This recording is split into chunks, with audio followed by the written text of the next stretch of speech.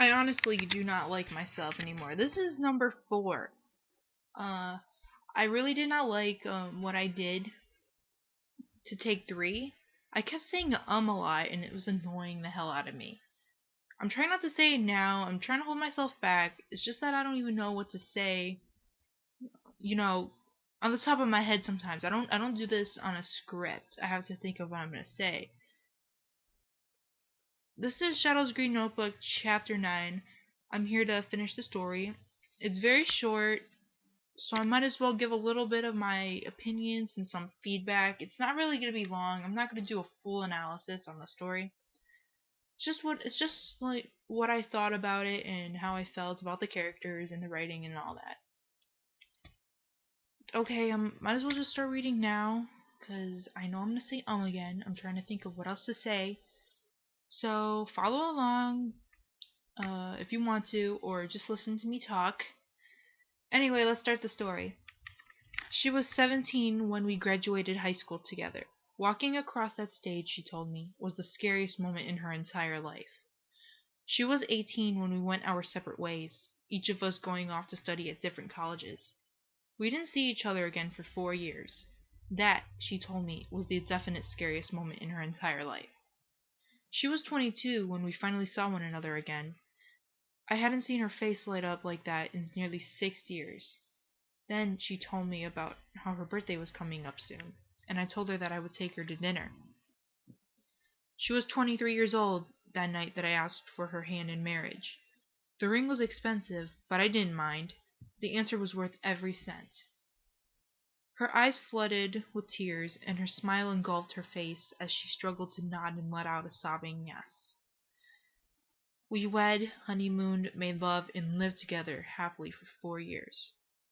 That was about the time that I received an invitation to a high school reunion.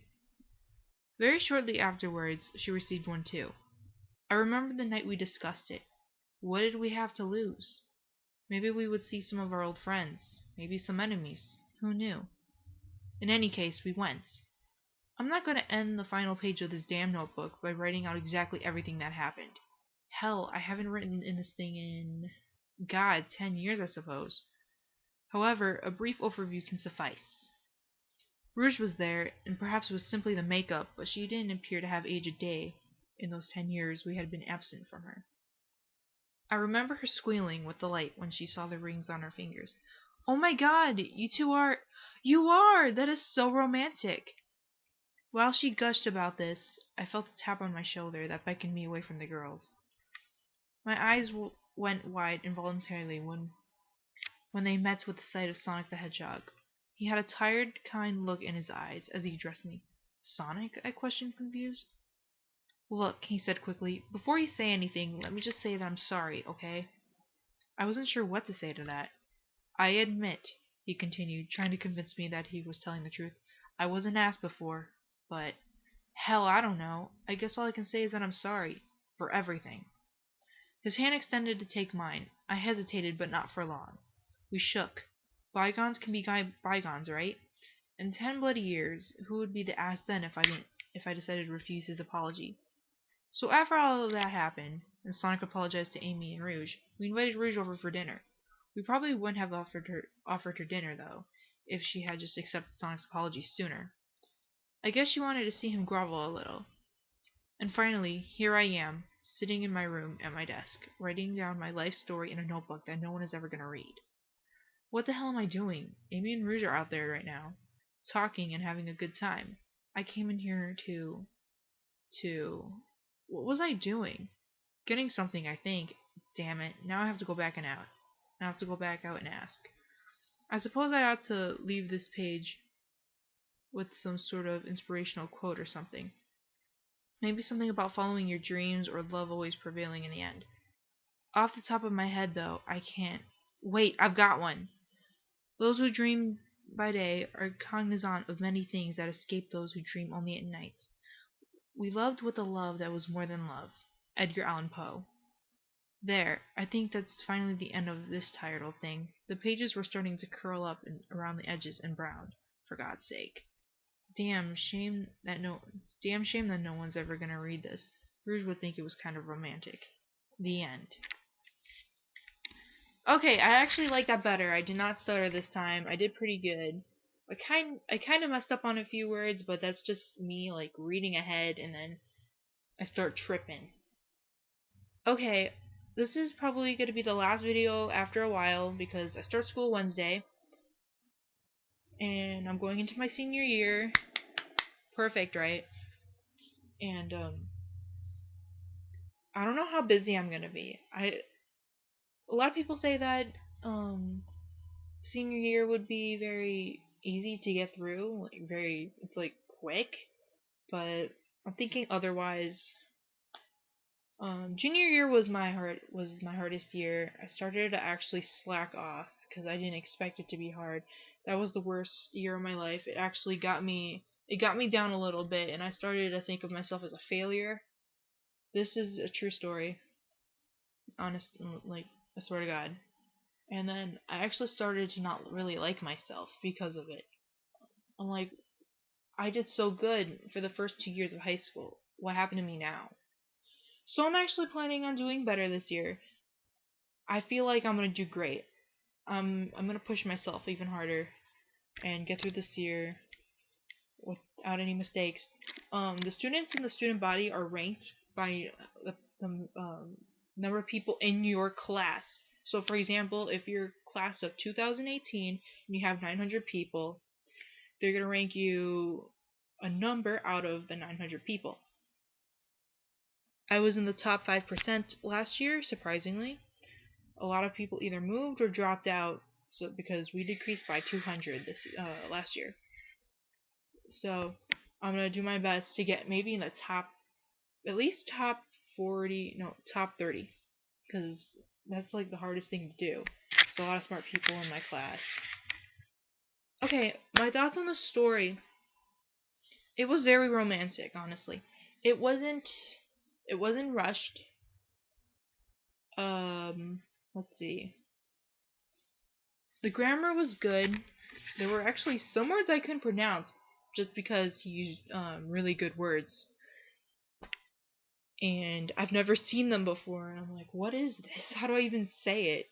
I know in another episode of another part of the story, I actually messed up on a word and I couldn't say it right. It tripped me up. What else? What else do I have to say? I love the order of the story. It's not mixed. It doesn't confuse you. It flows. And that's really good for a story. Sometimes it's hard to do that, to like keep a story flowing. I have trouble doing that. It's like my first chapters are pretty good, and then I just start to get sloppy at the end, I guess. I'm trying to get out of that habit too. It's because I really want to get to the points, and that's what makes writing bad. If you want to rush it, you have to go through. You have to draw people in. You have to create a story for people to go through to get to the finish line. So that's something I'm trying to teach myself. Before I read the story, I did not care for Shadow and Amy as a couple together. That was just the Sonic fan that I was. Now I just think it's absolutely cute. I ship almost every character together. Why not? But yeah, when I would browse in the Sonic fan fiction category, and then I would notice this story pop up, Shadow's Green Notebook, like every time. And I'm like, what is this? And then I read through it, and it's a Shadow and Amy, and I'm like, oh no, I'm not gonna read that because it's Shadow and Amy. But that was back then, and then I actually gave it a chance, and I told myself this is really good. They actually make a good couple. Sorry if that sounded offensive, but it's not. It was just how I thought back then. I was so immature. I didn't give anything a chance. But yeah, I actually ended up liking the story a lot. And then I just read a lot of Shadami after that. But then I started to lose interest in Sonic. There are actually some Sonic fanfictions that I do follow and read nowadays. Okay, let's see. So this is the last part of my dramatic reading. I'm planning on doing more. If you want me to read a story of yours, please contact me on either writinginshadowsfanfiction.net Romancity on Wattpad or fan fiction or Fiction Press, or you can contact me on YouTube here or DeviantArt. Either way, there's like a lot of places for you to find me, and then just put a link to your story, and I will read it for you. I actually have another story in mind that I want to read. It's not Sonic the Hedgehog. It's Alice in the Country of Hearts fanfiction that I want to read. I have to ask the author first before I do. I mean, it's just, I hope she says yes, and if she doesn't, she doesn't.